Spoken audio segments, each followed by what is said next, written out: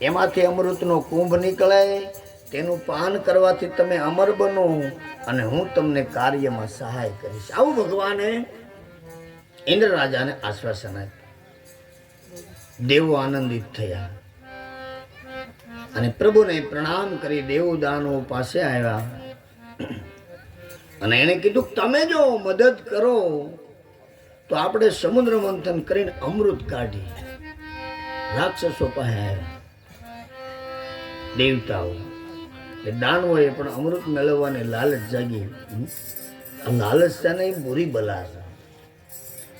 એને ખબર નથી રાક્ષસોને કે ઇન્દ્ર સહી અમારી ઉપર કપટ કરવાનું. દેવો અને દાનવોએ અપૂર્વ બળથી સુવર્ણ મંદરાચલ નામનો જે પર્વત છે એ ઉપાડીને સમુદ્રની, કારણ કે શક્તિ તો એની પાસે હતી, પણ અડધા રસ્તે થાકી જવાથી ભગવાન વિષ્ણુ ત્યાં પ્રગટ થયા. કારણ કે એ વસ્તુ ઉપડે નહીં. એટલે પક્ષીરાજ ગરુડ ઉપર બેસી અને પરમાત્મા વિષ્ણુ ભગવાન પધાર્યા. પર્વતને ચડાવી ક્ષીર સમુદ્રી ઉપર લાવ્યા છે. નાગરાજ વાસુકીને અમૃતમાં ભાગ આપવાનું નક્કી કર્યું. એટલે સમુદ્ર મંથનમાં કીધું તમારે મદદ કરવી પડશે, કારણ કે દોરડું એનું કરવું. એવો ભયંકર સમુદ્ર મંથન.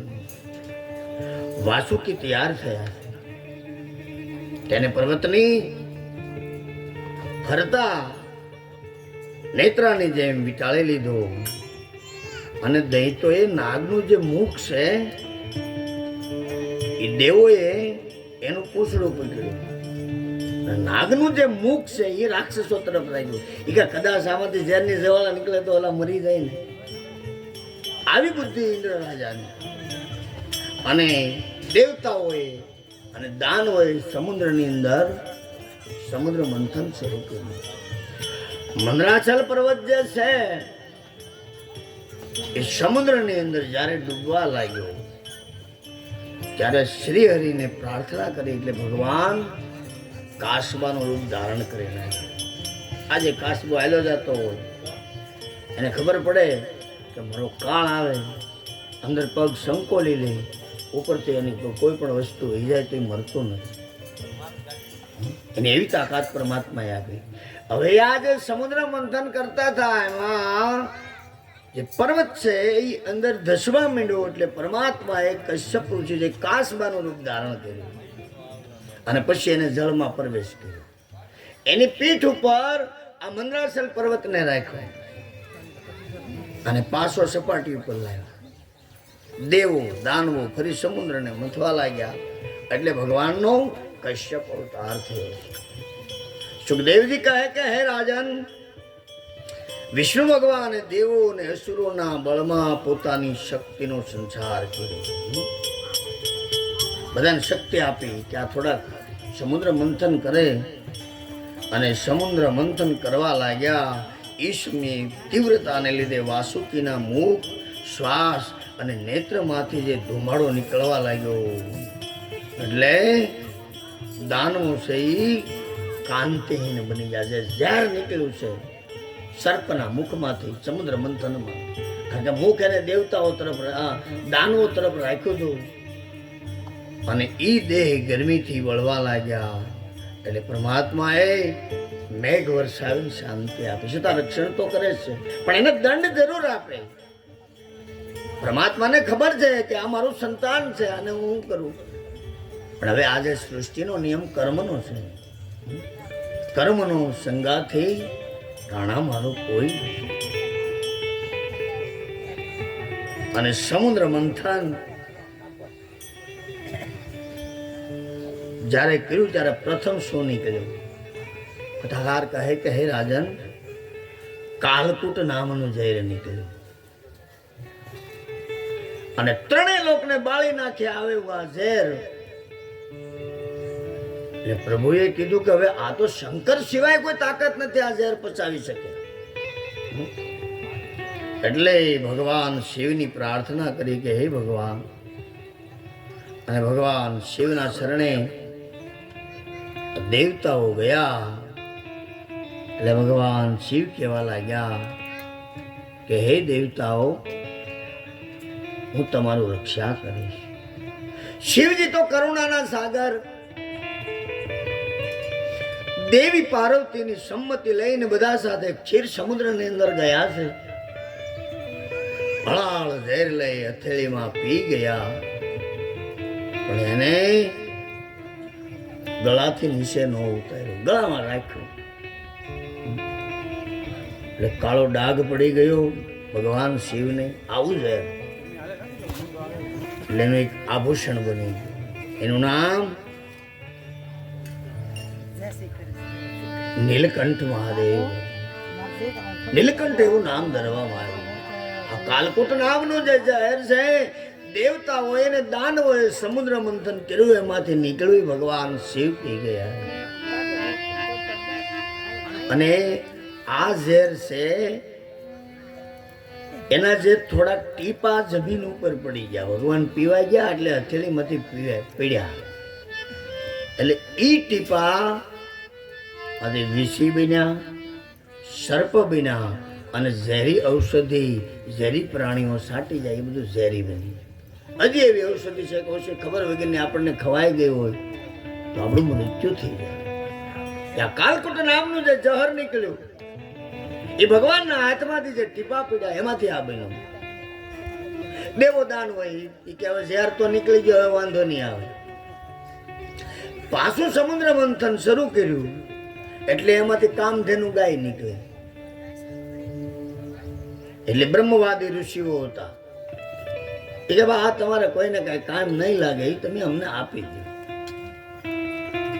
અને પછી પાછું સમુદ્ર મંથન શરૂ કર્યું. ઉચ્ચસ્રવા નામનો ઘોડો નીકળ્યો છે. એટલે બલિરાજાએ કીધું કે આ ઘોડો તમે મને આપી. બલિરાજા એ ઘોડો લઈ લીધો અને ઐરાવત નામનો જે હાથી નીકળ્યો. ઇન્દ્ર રાજા આવ્યા, એ ક્યાં અમારે જોયું.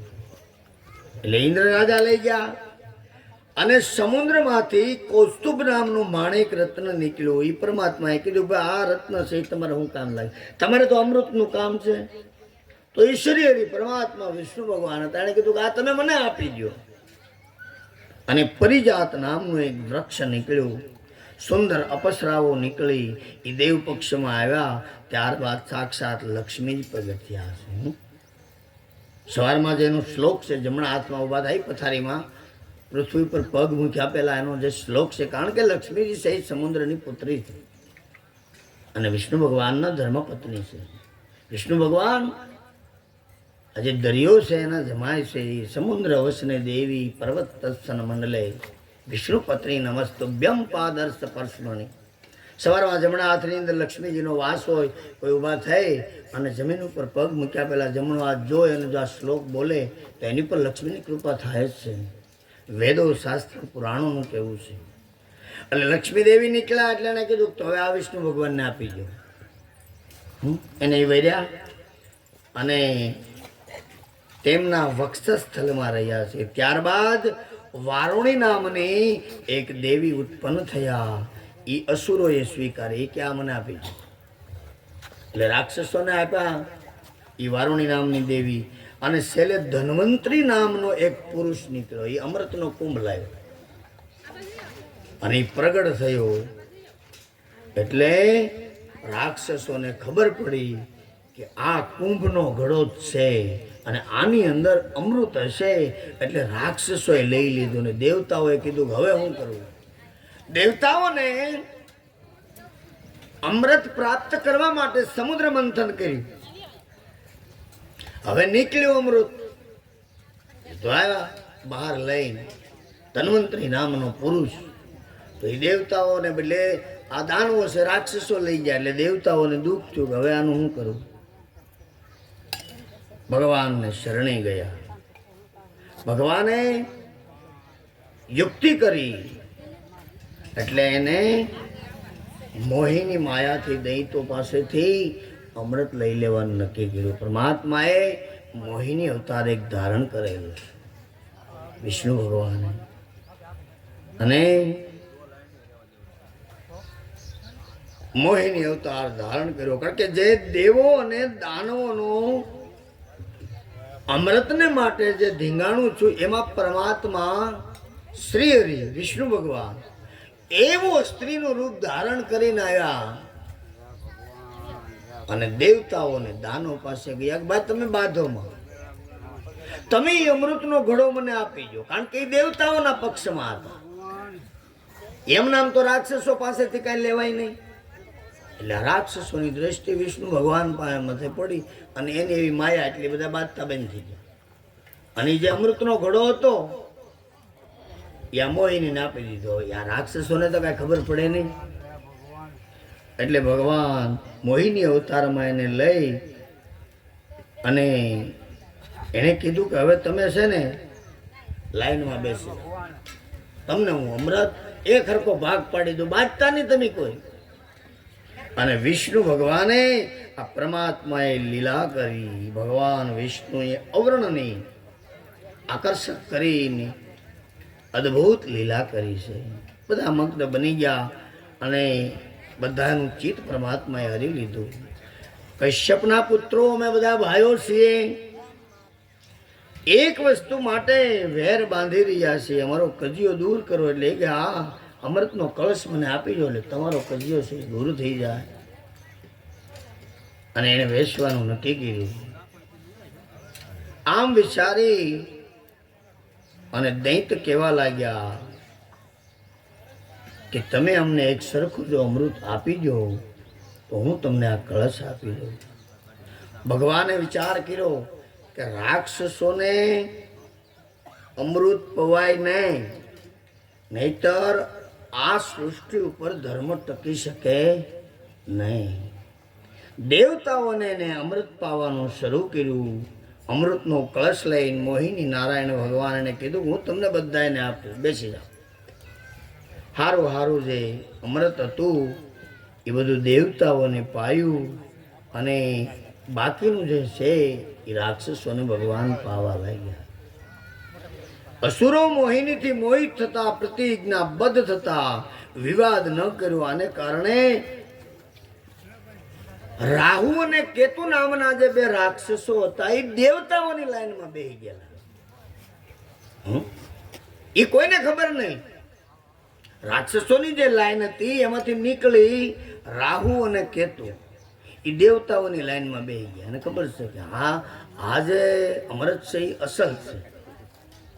એટલે બેસી ગયા અને ભગવાન જ્યાં એટલે સૂર્ય અને ચંદ્રએ એની સાડી કરી કે હે ભગવાન વિષ્ણુ, બે રાક્ષસો બેઠા અને ગળામાં એને આ અમૃત વહી ગયું ને જો હેઠે ઉતરી જાય તો એ આખા અમર થઈ જાય. પછી એનું મસ્તક કાપી નાખ્યું. આજ હજી એ આકાશની અંદર રહે.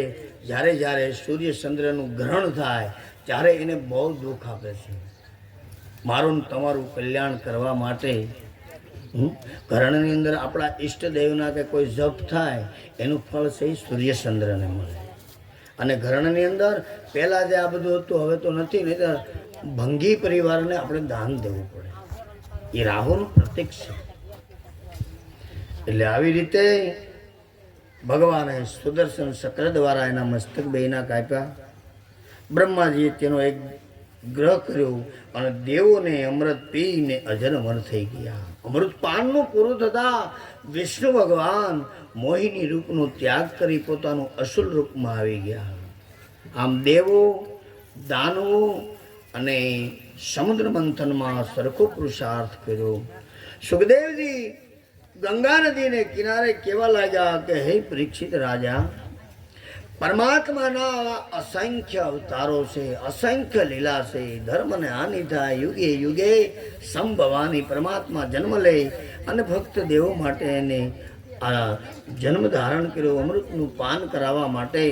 કારણ કે દેવોએ પ્રભુનું શરણ કમળનો આશરો કર્યો હતો અને દાનવો પ્રભુની વિમુખ હતા. અને જો એ પ્રભુની સાથે હોત તો દેવો સાથે આ કોઈ દુઃખનું કારણ થાત નહીં. અને પ્રભુએ પોતાના ભક્ત દેવોને અમૃત પીવડાવ્યું છે.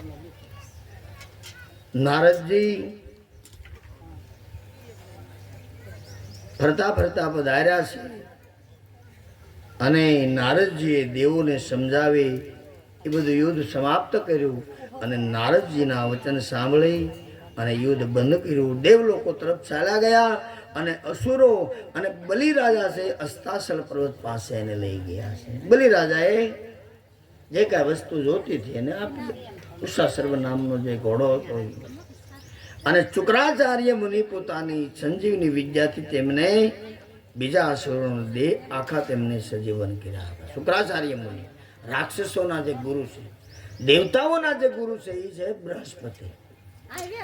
આ યુદ્ધની અંદર અમુક રાક્ષસો જે મરણ પામ્યા અને શુક્રાચાર્ય મુનિને ખબર પડી કે મારા શિષ્યો છે એનું મરણ થયું, એટલે એની પાસે સંજીવી નામની જે વિદ્યા હતી એ વિદ્યાથી બધાના શરીર પાછા ઉત્પન્ન કર્યા.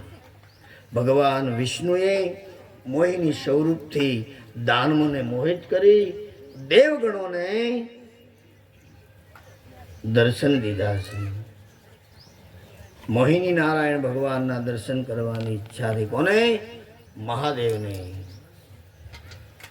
આવી રીતે શંકર ભગવાનને એવી ઈચ્છા થઈ કે આ નારાયણ જે છે એ એવું કયું રૂપ મોહિનીનું ધારણ કરતા હશે, ભગવાનને જોવાની ઈચ્છા થઈ. કૈલાસપતિ દિગંબરા છો દિગંબરા અને પાર્વતીજીની સાથે લઈ અને આ રૂપ જોવા માટે ભગવાન શિવ છે એ વૈકુંઠની અંદર પધાર્યા છે. વિષ્ણુ ભગવાને એમનો યોગ સત્કાર કર્યો અને શિવજીએ કીધું કે હે પ્રભુ, તમે બહુ આ સંસારની અંદર જે લીલા કરો છો, અનેક જાતના રૂપો ધારણ કરો છો, તમારા દરેક અવતાર જોયા પણ મોહિની અવતાર મેં તમારો જોયો નથી. શંકર ભગવાને આવો પ્રશ્ન કર્યો નારાયણ પાસે વૈકુંઠની અંદર. વિષ્ણુ ભગવાનને હસવું આવી ગયું કે પ્રભુ તમે આવો, એ કે આ ભક્તોના પ્રશ્નો છે એવું તમે તો મહાદેવ થઈને આવું મને પૂછો છો. ત્યારે એને કીધું કે હું તમને સ્વરૂપ બતાવું અને ભગવાન છે અદ્રશ્ય થઈ ગયા અને પ્રભુએ લીલા કરી એક રમણીય એવો બગીચો બનાવ્યો છે. અતિ સુંદર સ્ત્રી બન્યા, હાથમાં દડો લઈને રમતા, આભૂષણો પહેરી અને ભગવાન શિવ સહિત તલિંગ થઈ ગયા. આવું રૂપ ધારણ કર્યું ભગવાન વિષ્ણુએ અને તન્મય થઈ અને બધું ભૂલી ગયા. પાર્વતીજી પણ આવ્યા છે, પાર્વતીને પણ એ ભૂલી ગયા અને એક વનની એવી ઉપવસ્ત્ર આકર્ષણ થઈ ગયું અને ભગવાન મંત્રમુગ્ધ બન્યા છે. અને ભગવાનના શરીરનો જે પ્રસેવો છે એ જે પડ્યો છે એ એક પડિયામાં લઈ અને અંજની માતાને જે શ્રાપ હતો કે હે અંજની, તમને કુંવારા કલંક લાગશે. મસ્તક સુધી અંજની માતા છે એ જમીનની અંદર હતા, એના જમણા કાનની અંદર એ નાખવામાં આવ્યું. ત્યાં હનુમાનજી મહારાજનું પ્રાગટ્ય થયું છે અને આ બધું જોઈ અને ભગવાન શિવ હરિહરનું મિલન થયું અને શિવજીએ કીધું કે હે ભગવાન, તમારી માયા તો અપરંપાર છે. પછી શિવજી છે વૈકુંઠ ધામમાંથી પોતાના ગણ સાથે કૈલાસ તરફ ગયા. સુખદેવજી મહારાજ કહેવા લાગ્યા કે હે રાજન, તને 7મા મન્વંતરની સર્વ મન્વંતરની કથા હું કહીશ. સૂર્યના પુત્ર શ્રાદ્ધદેવ નામે મનુ રાજા થયા. 7મા મન્વંતરની અંદર કૈશ્યપ અને અદિતિ ભગવાન વામનનો જન્મ થયો. આ બાજુ જે આ ઘોડો છે બલિરાજા લઈ ગયા, આ બાજુ પરમાત્માએ વામન રૂપ તરફ ગયા. 8મા અવતારમાં 8મા મન્વંતરમાં સાવરણી મનુ રાજા થવાના છે અને એ સમયે દેવગુહ્ય નામના પુરુષથી સરસ્વતી નામની સ્ત્રીમાં સર્વભૌમ નામે ભગવાન અવતાર લેશે અને 7મા મન્વંતરની અંદર હે રાજન મન્વંતરમાં ઇન્દ્ર પાસેથી ઇન્દ્રપદ લઈ અને બલિ રાજાને આપી દેશે. યુગે યુગે જેમ જેમ રૂપ ધારણ કરતા જાય એમ એનો ભક્ત કોટ છે બદલતા જાય. ત્યારબાદ ઇન્દ્રનું જે પદ છે એ બલિ રાજાને આપી દે. પછી વરુણનો પુત્ર દક્ષ સાવરણી એ 9મો મનુ રાજા થવાનો. એમના આયુષ્માનથી અંબુદારા નામની સ્ત્રીની અંદર ઋષભ નામે ભગવાન અવતાર લેશે. પછી ઉપશ્લોકનો જે પુત્ર છે બ્રહ્મચારિણી નામે 10મો મનુ રાજા થવાનો. આવી રીતે મનુ રાજાના અવતાર છે. વિશ્વસુજથી વિશુષી નામની સ્ત્રીમાં વિશ્વક્ષેન નામે ભગવાન અવતાર લેવાના છે. ત્યારબાદ આત્મવેતા ધર્મચાવિણી નામે 11મો મનુ થશે. જુઓ એ મનુ રાજાનો કેટલો વિસ્તાર વયો ગયો. પછી ધર્મ મનુ સાવરણી, કારણ કે અમુક સમય વયો જાય પછી એની અંદર અજ્ઞાનતા આવી જવાથી પરમાત્મા ન આવી શકે અને ધર્મ નાશ થવાની તૈયારી હોય ત્યારે ધર્મવેતા પુત્રની પ્રાપ્તિ થાય છે. પરિવારની આધ્યાત્મિક યોગ ન હોય, પુણ્ય ખૂટી જાય એટલે આયુષ ખૂટી જાય. પેલા પુણ્ય બહુ જાજુ હતું એટલે આયુષ જાજી હતી. એટલે આ ધર્મવેતા તરીકે પરમાત્મા મનુ રાજા તરીકે જન્મ લે છે. હવે ઈ સમયે વૈધૃતા નામની સ્ત્રીથી ધર્મસેતુ નામે ભગવાન અવતાર છે. અને 12મો એ રુદ્ર સાવરણી. હવે રુદ્ર સાવરણી જયારે મનુ રાજા થશે ત્યારે સત્ય સહસ્ત્રી સુનુતા નામની સ્ત્રીથી સુદામ નામે ભગવાન અવતાર ધારણ કરશે. હવે જે દેવ સાવરણી નામે 13મો મનુ રાજા જયારે થશે ત્યારે દેવહોત્ર બૃહસ્પતિ નામની સ્ત્રીથી યોગેશ્વર ભગવાન તરીકે અવતાર લેશે. એનું ગમે નામ લ્યો, વિષ્ણુના જ અવતારો છે. યોગેશ્વર કહો, બાલકૃષ્ણ કહો, શ્રી કૃષ્ણ કહો, ગમે કૃષ્ણ કહો, યુગે યુગે એના કર્મ પ્રમાણે. તમે વિચાર કરો, આજે હું તમે જે આ કથા સાંભળી એનો 27મો અવતાર છે ભગવાન વ્યાસનો. વિષ્ણુ ભગવાને એ પેલા અવતારની અંદર સતયુગમાં જયારે આ મહાભારતની કથાને બધી બનાવી ત્યારે વ્યાસ બન્યા. એમ કરતા કરતા કરતા જેમ સમય ગયો, સતયુગ, દ્વાપર, ત્રેતા ને કલયુગ, દરેક દ્વાપર યુગના અંતમાં આ બધી કથાઓ બને. એનું પ્રાગટ્ય છે.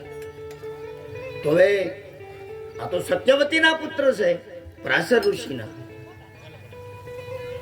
કલિયુગનો સમય આવી ગયો. કૃષ્ણ ભગવાને કીધું કે હવે તો મારે ગોલોકની અંદર જવાનું છે. એટલે ત્રેતાની અંદર દીવાબત્તી લાવ્યા. ત્રેતા યુગના અંત પહેલા અગરબત્તી દીવાબત્તી નહોતા, ધ્યાન યોગ હતો. રાપડા થઈ જાય તો ખબર ન રહે. એ તો ખોળે ત્યારે ખબર પડે કે આ કોઈ પુરુષ છે, પરમાત્માનું ભજન. અને એમ કરતા કરતા આ વ્યાસનો 27મો વ્યાસ ભગવાનનો અવતાર થયો. અને હવે 28મો જે અવતાર છે એ અસ્વસ્થામાં થાય. બહુ સમય વયો જાય. યુગે યુગે પરમાત્મા જ્ઞાન આપવા માટે, ધર્મને નિભાવવા માટે, કારણ કે ભગવાન વ્યાસનો જે છે એની કથા દેવી ભાગવતમાં બહુ સારી છે. વ્યાસ ભગવાન એક વખત અમરીશ રાજા પરમ ભક્ત ભગવાન વિષ્ણુના, અને એનો જે બગીચો હતો એમાં ઇન્દ્રની અપ્સરાઓ આવતી. એના જે ફૂલ છે એ લઈ જાય, ઇન્દ્ર રાજાની પૂજા કરે. હવે બન્યું એવું, આ ઇન્દ્રની જે અપ્સરા છે એકવાર આવી મૃત્યુલોકના માણસને અડી ગઈ. પુષ્પક વિમાન વયું ગયું ઇન્દ્રલોકની અંદર, પણ આ પસરા ન ગયો. એ સમયે અમરીશ રાજાનું ઈ રાજ્ય હાલતું અને અમરીશ રાજાને ખબર પડી, કારણ કે એકાદશીનું જો માધ્યમ હોય તો અમરીશ રાજા જેવું વ્રત કોઈએ કર્યું નથી. એકાદશી તુલસીને સવારે નિયમ લેવો, એક કળશો પાણી રેડવું, બ્રાહ્મણની પૂજા કરવી અને ગાયની આ 4 વસ્તુ કલિયુગની અંદર મહાનતા આપેલી છે. ગમે એવું પાપ હોય મારો ને તમારો એનું પ્રાયશ્ચિત થઈ જાય, એનો પુરાવો કથા આપે છે. તુલસી છે એ ગમે ને આવું કે અંદર એ પવિત્ર છે ને બારે પવિત્ર છે. આ બધી કોઈ આ વસ્તુ એવી છે શ્રાપ વાળી, આ તો આપણે ભાગ્યશાળી કે વિષ્ણુ ભગવાનના શ્રાપને કારણે આ બધું અહીંયા મૃત્યુલોકમાં આવ્યો ને તમે આનંદ કરી છે. એમ નામ નથી આવી. મેં પેલા કથા કરી 11,000 વર્ષનો શ્રાપ છે ભગવાન વિષ્ણુનો. પછી નોખા નોખા રૂપની અંદર બન્યા અને ભગવાને કીધું કે હવે હું શાલિગ્રામ તરીકે અવતાર ધારણ કરી. આ તુલસી લગ્ન ને બીજું કાંઈ નથી, એના શ્રાપને કારણે આપણને એનો લાભ મળ્યો. આપણા ભાગ્યશાળી કહેવાય. હવે એમાં અમરીશ રાજાને પ્રશ્ન કર્યો અને અમરીશ રાજાએ કીધું કે હે અપસરા, તારે જો ઇન્દ્રલોકમાં જવું હોય તો શું કરવું પડે? એ કે તમારું જે આખું ગામ છે એ બધા એકાદશી કરે ને ઉપવાસ કરે, એનું પુણ્ય જો વિષ્ણુ ભગવાનને કોઈ આપે તો હું ઇન્દ્રલોકમાં જઈ શકું, નહીતર હું ન જઈ શકું. સાદ પડાવી દીધા અમરીશ રાજા. અને જો એકાદશીનું જે વ્રત છે જેને સંપૂર્ણ કરવું હોય, માતા હોય કે ભાઈ હોય, પદ્મ પુરાણ 56,000 શ્લોકનું ભગવાને બનાવ્યું.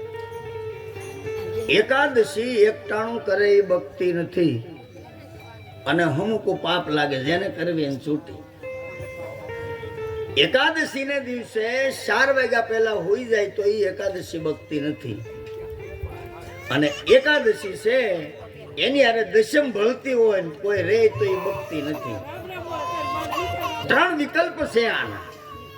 અને પછી 70 વર્ષના થાય ને પછી કે અમે આખી જિંદગી એકાદશી કરી અને મને સુખ ન મળ્યું તો આમાં હું તો શું કરે? ભાગવત કથા શું કરે? હે આપણે આખો દી નીકળ્યા કેટલાય બબલા ખાઈ જવાનું પછી એકાદશી કરવી, તમે વિચાર કરો. નહીં, એનો સંયમ નિયમ. કારણ કે દશમ છે એ ભૈરવની છે. દશમ જો એકાદશીની અંદર, કારણ કે આ બધું ઘડી પળ ઉપર હાલતું હોય. આપણે દિવસો કે ત્યારે કહી કે આ તો હોમ મારશે, એમ નહીં. પૃથ્વીનો જે નિયમ છે એ ઘડી પડો. સવારે 4 ને 5 મિનિટે એકાદશી બેસે અને એમાં જો કદાચ દશમ ભળતી હોય તો એ 11 રહેવાથી દોષ લાગે. તો પછી 12 અને 13 બે ઉપવાસ પણ 11 ના પૂર્ણ છે. તો 12 કરી નાખવાની. પેલા બ્રાહ્મણ પાસે જોવરાવી લેવાનું. આમાં તકલીફ નથી ને, કારણ કે વ્રત કરવું તો સંયમ નિયમ પ્રમાણે કરવું તો એનું ફળ મળે. હવે આ દેવતાઓ આવ્યા અને અમરીશ રાજાએ ગામના બધા માણસોને બોલાવ્યા કે આજે કોઈને જમવાનું નથી અને આખો દિવસ ઉપવાસ કરવાનો છે, ફલ આહાર. અને ઈ એકાદશીનું જે વ્રત છે એ ભગવાન વિષ્ણુને દેવાનું છે. અને એ એકાદશી અમરીશ રાજાએ કરાવી અને ફળ વિષ્ણુ ભગવાનને આપ્યું. અપસરા વહી ગઈ. દેવ ભાગવત કથામાં ઉપનિષદ નામના રાજાની કથા આવે. ભગવાન વ્યાસની ઉત્પત્તિની કથા છે. ઉપનિષદ રાજાને 4 સંતાનો હતા. સારેને ધર્મના નામે હોંપી દીધા કે જાઓ ધર્મનું રક્ષણ કરો. એના ધર્મપત્નીએ ઉપનિષદ રાજાને કીધું કે હે રાજા, એકાદો જો પુત્ર પરમાત્મા આપે તો આપણી સેવા કરે. અને એ સમયે આકાશમાંથી પોતાના પિતૃઓની આકાશવાણી થઈ. હે ઉપનિષદ રાજા, આજે તારો જે યોગ છે, અમે તારા પિતૃઓ કહી છીએ કે જો તું મારું અષ્ટકા નામનું તું શ્રાદ્ધ કર તો આશીર્વાદ અમે તને આપી. એક બાજુ પિતૃનો આદેશ, એક બાજુ એના ધર્મપત્નીનો આદેશ. રાજાએ વિચાર કર્યો, જ્ઞાની પુરુષ હતો, આદ્ય શક્તિનો ઉપાસક, એ કે જો મારા ધર્મપત્નીનું કયું કરીશ અને મારા પિતૃનો મને દોષ લાગશે તો મને મુશ્કેલી પડે. પોતાના પત્નીનું સ્મરણ કરી અને જંગલમાં એના પિતૃઓનું શ્રાદ્ધ નાખવા માટે રહ્યો. અહીંયાથી એક જે પ્રસાદ છે એનો પડ્યો છે એ એના પત્ની માટે મોકલ્યો. બાજને બોલાયો અને એ બાજને કીધું કે આ જે પડ્યો છે પ્રસાદનો એ મારા ધર્મ પત્નીને તું દયા, આ પ્રસાદ આરોગશે, એ મારે અહીંયા પુત્ર થશે, આ બાજુ મારા પિતૃઓ છે એ મને આશીર્વાદ આપશે. પણ ઘટના બની એવી, એક ઋષિ યમુના નદીમાં સ્નાન કરતા હતા અને એક અપસરાએ એનો પગ પકડ્યો અને એ ઋષિએ એને શ્રાપ આપ્યો કે તું માછલી બની જાય. એ ઇન્દ્રલોકની જ અપસરા હતી. એટલે એને બે હાથ જોડીને ઋષિને કીધું કે હે બાપજી, હું તમારો શ્રાપ છે સ્વીકારી લઉં, હું ઇન્દ્રની અપસરા છું, હું જઈ શકતી નથી, તો મારે લોકની અંદર જવા માટે મારો ઉદ્ધાર ક્યારે? ત્યારે એ ઋષિએ કીધું કે જ્યારે તારા ઉદરથી એક પુત્ર અને એક પુત્રીની પ્રાપ્તિ થશે ત્યારે તારો ઉદ્ધાર થશે. આ બાજુ જે આ પ્રસાદ છે ઉપનિષદ રાજાએ મોકલ્યો, જાઓ મારા પત્નીને દયાઓ. અને ઇબ્બાજ લઈને જે નીકળ્યો એ પુત્ર છે એ ઉપનિષદ રાજાને ત્યાં થવાનો હતો, પણ એ યમુના નદી માથે નીકળ્યો એટલે બીજા બાજે અને વાળો એને એમ છું આની અંદર કાંઈક માઉસ હશે. એ બે બાજા અને પ્રસાદ યમુના નદીમાં પડ્યો અને ઋષિના શ્રાપથી જે અપસરા માછલી બની ગઈ એ ગ્રહણ કરી અને એના ઉદરની અંદર બે સંતાનો થયા, એક દીકરી ને એક દીકરો. ભગવાન વ્યાસની ઉત્પત્તિ છે, દેવી ભાગવત કથા. એમાં ફરતા ફરતા ફરતા કોઈ મસીમાર આવ્યો અને આ માછલી જેની જાળની અંદર આવી એને શીરવામાં આવી તો એક પુત્ર અને એક પુત્રી. મચ્છીમાર પણ વિચારમાં પડી ગયો કે આવી ઘટના ન બને. એ સમયે રાજાને બોલાવવામાં આવ્યો. ઉપનિષદ રાજાને ખબર પડી ગઈ આ તો મારું સંતાન છે, કારણ કે દિવ્ય જ્ઞાની પુરુષ હતો. પછી એ જે પુત્રી છે એ મચ્છીમારને આપી દીધી, એનું નામ મત્સ્યગંધા પાડવામાં આવ્યું. માછીમારની પુત્રી નથી, એક ભક્ત કોટી જે ઉપનિષદ રાજા સૂર્યવંશની અંદર છે એનું સંતાન છે. અને આ પુત્ર જે છે એ પ્રાસર ઋષિના અંશ દ્વારા પછી આગળ બધી ઘટનાઓ બને અને ત્યાં એક બેટની અંદર ભગવાન વ્યાસનો જન્મ થાય અને વ્યાસનો જન્મ થાય એટલે ઓર ખંભે નાખી અને સત્યવતી એની માતાને કહે કે હે માતા, હવે હું આ બધા દર્શન કરવા માટે જાઉં છું અને જ્યારે ત્યારે જરૂર પડે તું મને યાદ કરજે, હું આવીને ઊભી રહી. પછી તો પાંડવોની કથા એની ઘણી છે, વિચિત્ર વીર્ય એની ઘણી કથાઓ છે. આવી રીતે પરમાત્માની હવે આ જે કથા સાંભળી છે ભગવાન વ્યાસની છે. અને હવે પછી જ્યારે આ કથાઓ દ્વાપર યુગના અંતમાં બનશે ત્યારે દ્રોણાચાર્યનો જે પુત્ર છે અશ્વત્થામા, અત્યારે ભૂતવનીમાં ભગવાન કૃષ્ણએ આશીર્વાદ આપ્યા, તારો હું ઉદ્ધાર કરી પણ તારું કર્મ બહુ ખરાબ છે. પાંડવોના જય સિયારામ, પાંડવોના તે જે સંતાનો મારી નાખ્યા એને કારણે તારે ભૂતવનીમાં બહુ જાદુ રહેવું પડશે. એટલે હવે પછી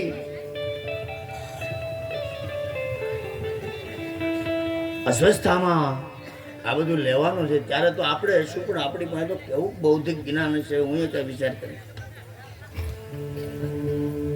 આવી રીતે 7 મન્વંતરની કથા કીધી ભગવાને. અને ભગવાન કહે, સુખદેવજી કહે કે હે પરીક્ષિત રાજા, ધર્મ સેતુ નામે ભગવાન અવતાર લેશે.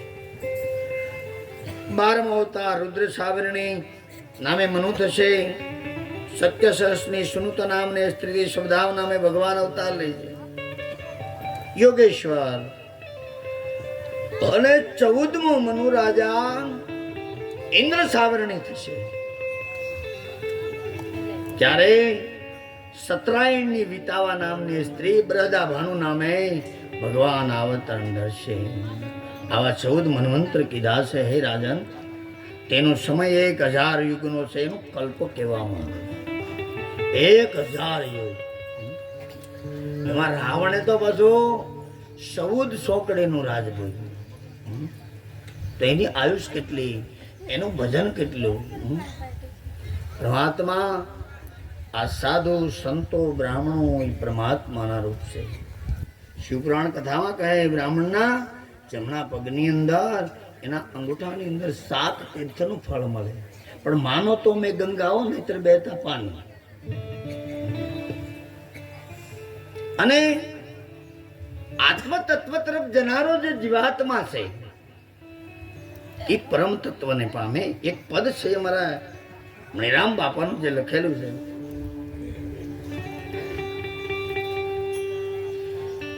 જેથી મારા જન્મ એ મરણ વે મટી જાય, ઓળખાવ્યો ગુરુએ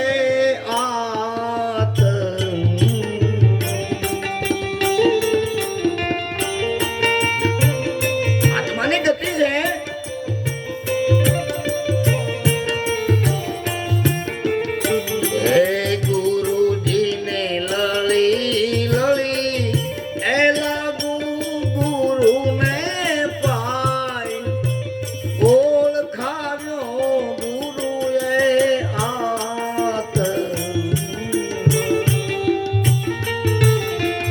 મહારાજ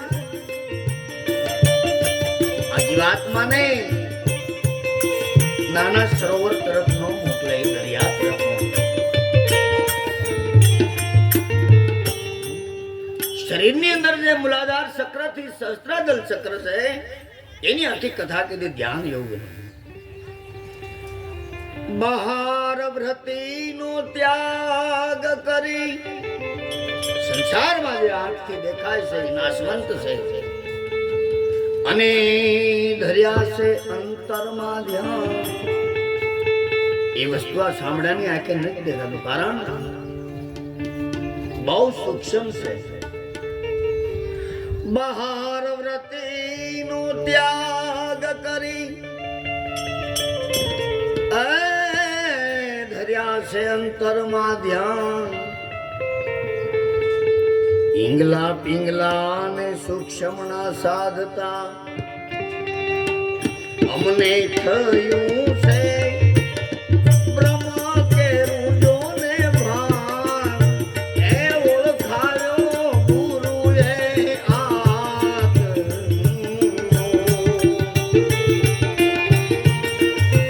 ગુણાત્મક જે બ્રહ્માંડ છે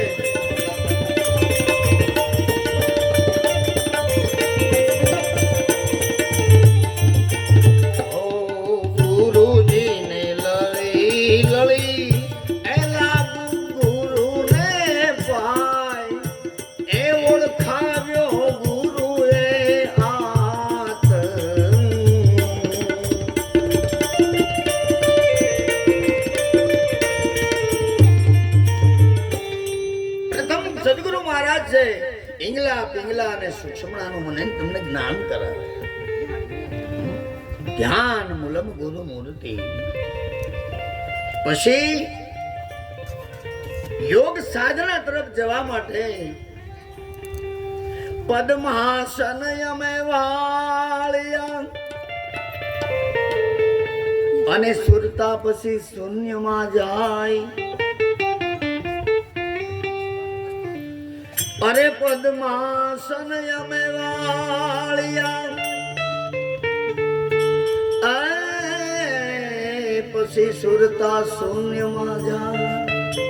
7 ચક્રનું ભેદન કરીને આ સુરતા છે બ્રહ્મરુંડ તરફ જાય. મહાપુરુષનું લખાણ 7 ચક્કર ફોડી કરી પછીના સંસાર નથી. એક અમને રે એ અવિદ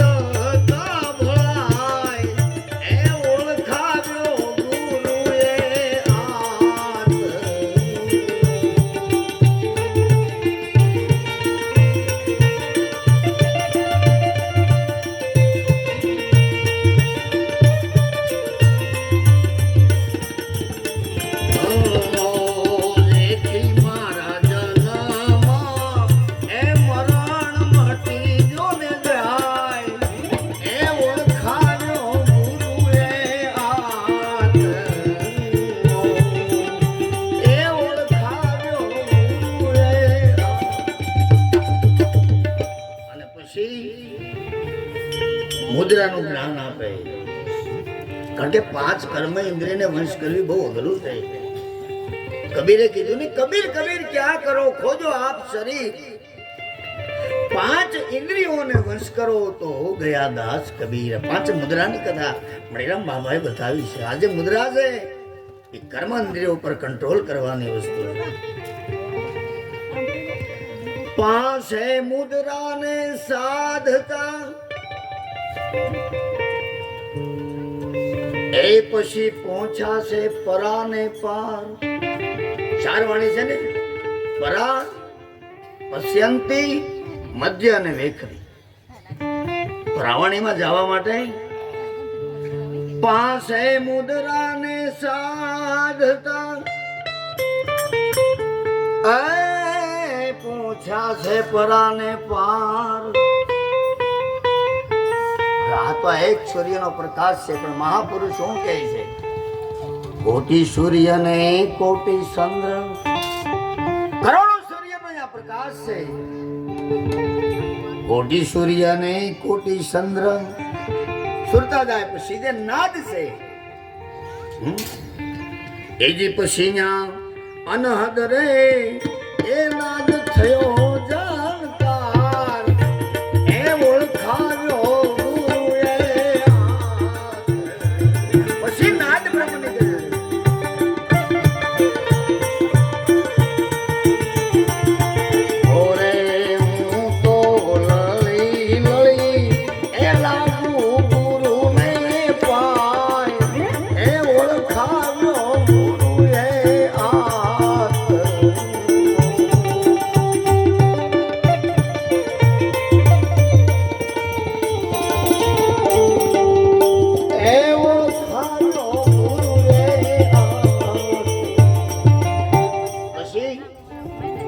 મુદ્રાની સિદ્ધિ જ્યારે પ્રાપ્ત થઈ જાય ધ્યાન યોગી પુરુષને, અને પછી આ પ્રાણ તત્વની જે ગતિ છે, અરે નાદ બુંદના ને ઠા નહીં. આ વિસ્તાર એનો છે નાદ અને બુંદનો. નાદ બુંદના ને ઠા નહીં અને ઓલી વાણી ન પામે પાર. વાણી પણ અહીંયા શૂન્ય થઈ જાય પછી કોને કેવું તું કોણ છો ને હું કોણ છું? અરે નાદ બુંદ ના ને ઠા નહીં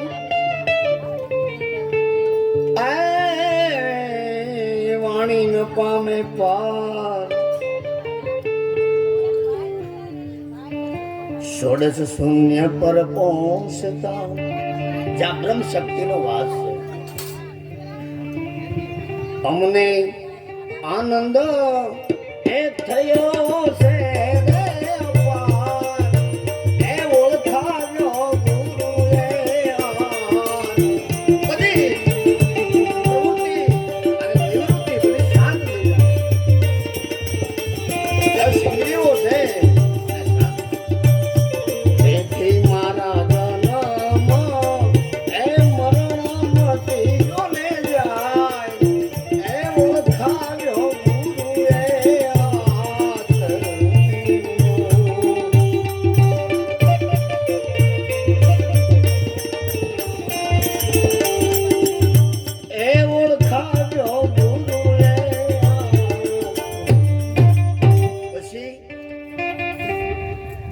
મણિરામ બાપા એવું કહે છે કે ત્યાં જયારે આ જીવ ઉગે તારે ત્યાં શું બને? કારણ કે એને જોયું આપણે તો ગાયેલું ગાઈને રાંધેલું ખાઈ મહાપુરુષની સેવા કરો. અરે બીના બાદલ ન્યા બીજલી ચમકે. આત્માનો એવો પ્રકાશ છે, જીવની કોઈ તાકાત સંસાર તરફ ન આવી છે. અને ત્યાં નૂર ઝલકે છે અપાર. નૂર કેતા પ્રકાશ, એવો પ્રકાશ છે કે સંસારની કોઈ વસ્તુ ન ગમે. બીના બાદલ બીજલી ચમકે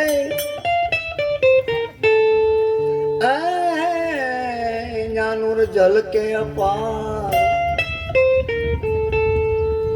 સ્વાતિ વર્ષે ના સુખ તણી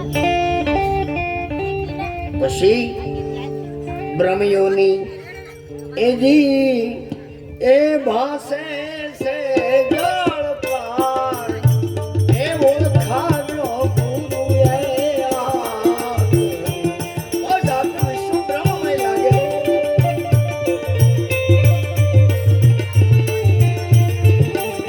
એ ગુરુજી ને લળી લળી લાગુ ગુરુ ને પાય ઓળખાનો ગુરુ એ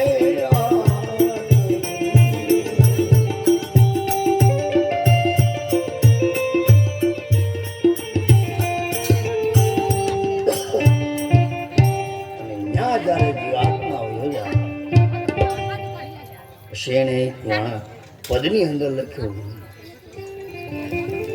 52 થી 12 82 થી ન્યારો બાંસી તત્વથી માતાના ઉદરની અંદર આ પંચ મહાભૂતનું શરીર બંધાય. બાંસી તત્વ પૂર્ણ થાય ત્યારે એક આ શરીર બને. 52 થી 12 ને 82 થી ન્યારો આ એક તત્વ પછી એને ન અડી શકે.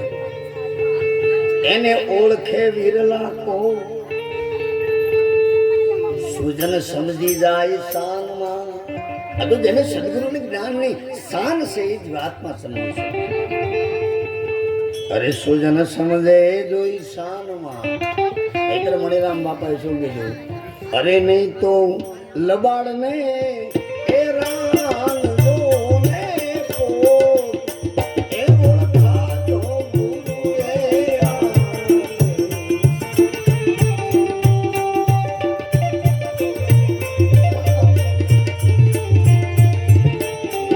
જેથી મારા જન્મ મરણમાંથી જોને જાય એ ઓળખાજો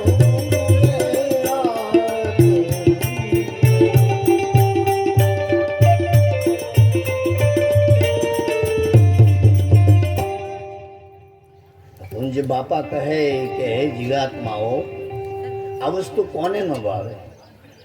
ઘોડાને ઘી અતિ કડવું લાગે. હવે નારાયણ છે તમે વિચાર કરો. આ ઘોડાને તમે ઘી પાઈ દીધું હોય તો થોડું કરી નાખે એમ કરે.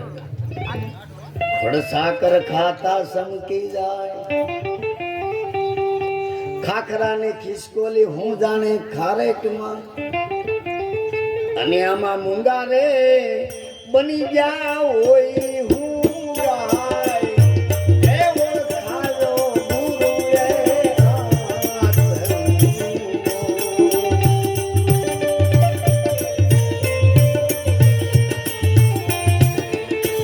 એ જેથી મારા જન્મ એ મરણ મટી જોને જાય એ ઓળખાજો ગુરુ એ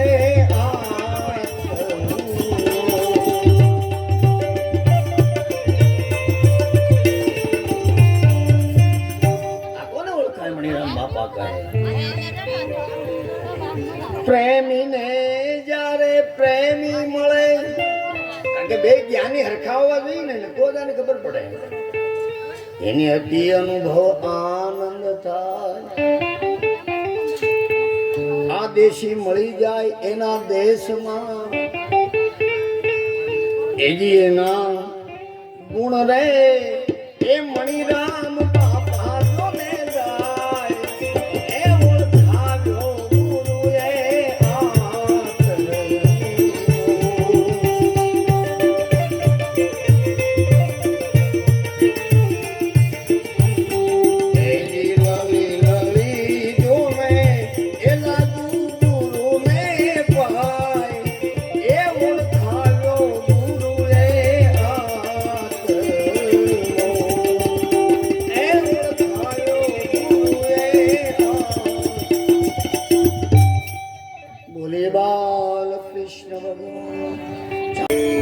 ચાલો આરતી તૈયાર કરો ત્યાં ધૂન બોલી.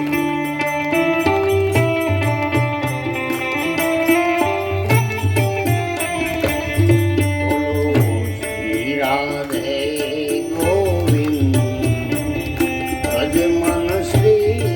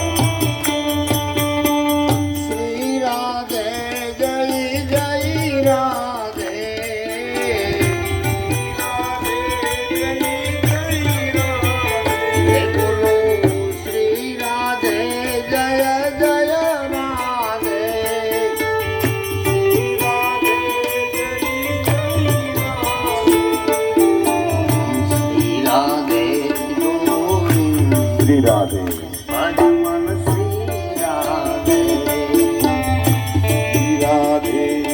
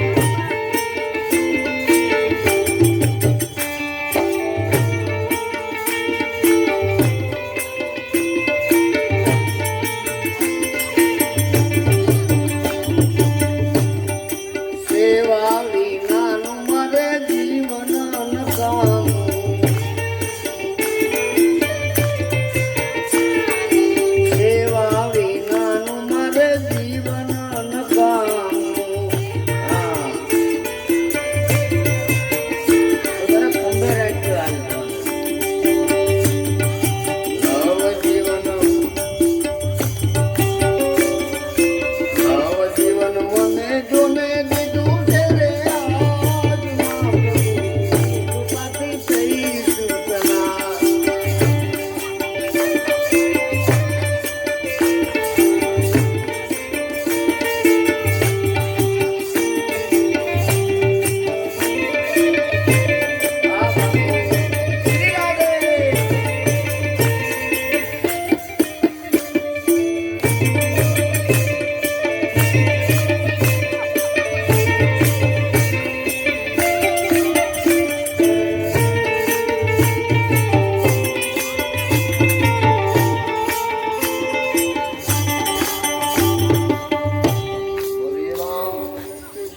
ભગવાન કી વામન ભગવાનની આરતી ઉતારવા માટે વધારો.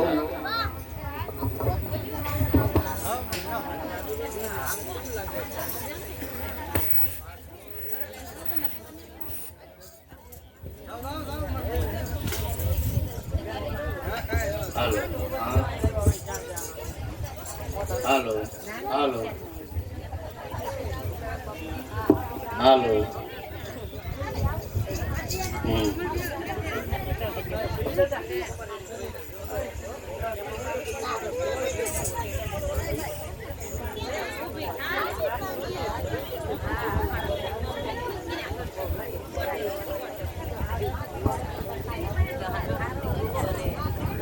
ચાલો બધાને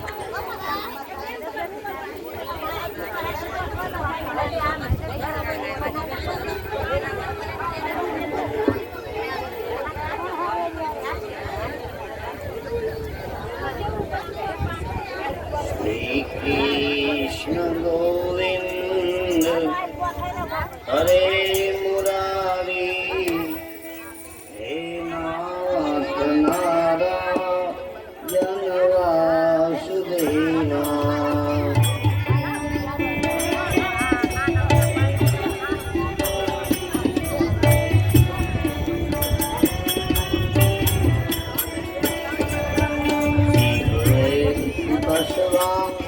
રતમેત દેવ શ્રી કૃષ્ણ નામો દરબાર.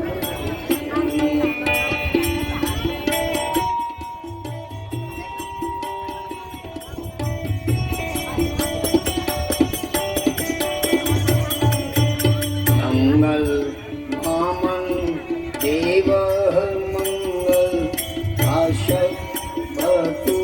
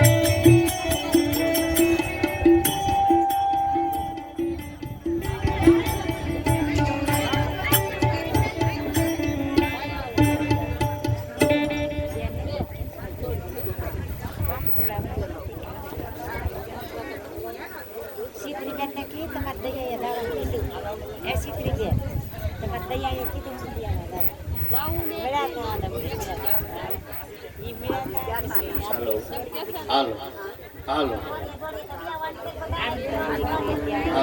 હાલો હાલો હાલો હાલો હાલો હાલો.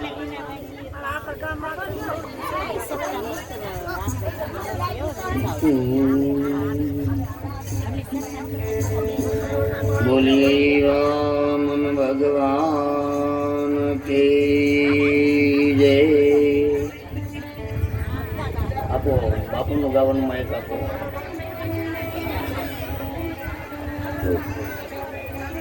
જય દેવ વામન દેવા પ્રભુ જય વામન દેવા.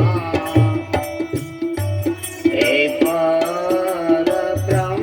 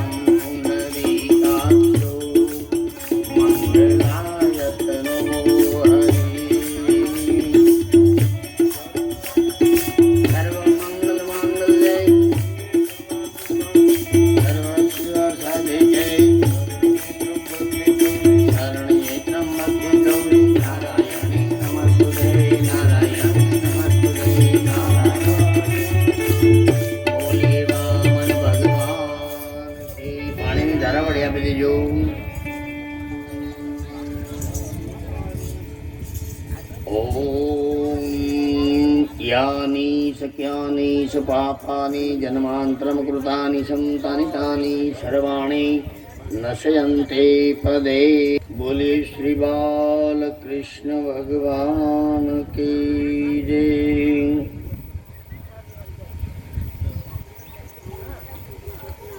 राम रटन सांझ सवारे बीक पशी कोनी हमारे। बोलो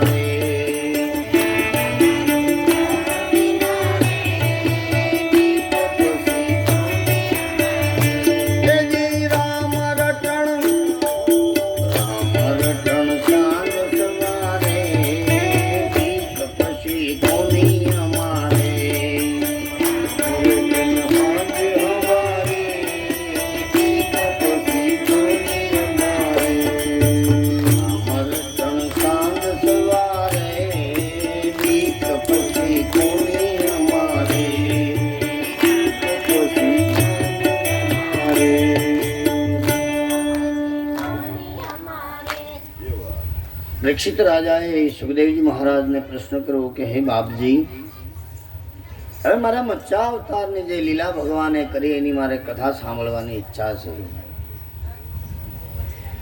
સુખદેવજી કહેવા લાગ્યા કે હે રાજન, નૈમિતિક પ્રલય, પૃથ્વીની અંદર ઘણી પ્રકારના પ્રલયો આવે। જ્યારે જ્યારે અધર્મની હાનિ થાય, ધર્મને અધર્મ થાય ત્યારે એક પ્રલય થાય।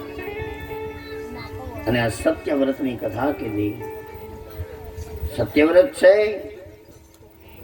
એ તપસ્યા કરતા હતા। એમાં એ રાજા મહાકલ્પની અંદર સૂર્યના પુત્ર શ્રાદ્ધદેવ નામે હતા અને શ્રી હરિએ એને મનુ રાજાનું પદ સ્થાપિત કર્યું।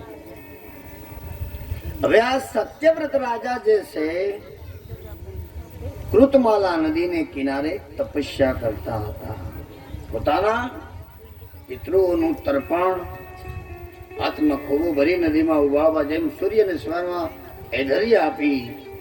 હવે એમાં એક ઘટના બની। ભગવાનને મચ્છા અવતાર ધારણ કરવાની ઈચ્છા થઈ। એટલે આ જે રાજા છે સત્યવ્રત આમ જ્યાં ખોબો ભર્યો જળનો, એની અંદર માછલી બની ભગવાન પધાર્યા। નાની એવી મચ્છી માછલી તરીકે આવ્યા। એટલે એને વિચાર કર્યો, માછલીને પાણીમાં નાખી દીધી। એને એમ છું કે આ હું મારા હાથમાં આવી। રાજાએ ફરી પાછો ખોબો ભર્યો। એટલે માછલી ફરી પાછી હાથની અંદર આવેલી. તો હે રાજન, જળમાં મોટી માછલીઓ છે એ નાની માછલીને ખાઈ જાય, માટે એ રાજાએ એવો વિચાર કર્યો કે આ જે માછલી છે એનું મારે રક્ષણ કરવું. એટલે કમંડળ એની હારે હતું. એ જે ખોબામાં આવેલી માછલી છે એ કમંડળમાં નાખી અને ઘેરે લેતા, કારણ કે પરમાત્માની કોઈ લીલાને પામી ન શકે. બરાબર? એટલે એ માછલી આખી રાત પડી રહી કમંડળમાં. સવારે મોટી બની ગઈ એટલે કમંડળ તો નાનું જ પડે.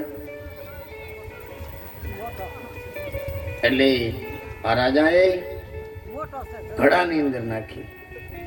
વળી પાછું એને શરીર વધાર્યું તો ઘડો નાનો પીડ્યો, અને ઘડામાંથી પછી બહુ એને શરીર વધાર્યું માછલી. એટલે એને કીધું કે આને તો સરોવરમાં મૂકવા જવી પડશે, એવડું મોટું તો કાંઈ ઘરે તળાવ તો હોય નહીં. અને એને તળાવમાં નાખી, અને તળાવમાં તેને નાખ્યા પછી એ રાજાએ વળી પાછી માછલી વધી એટલે વળી પાછી એને સમુદ્રમાં મૂકવા જવી પડી.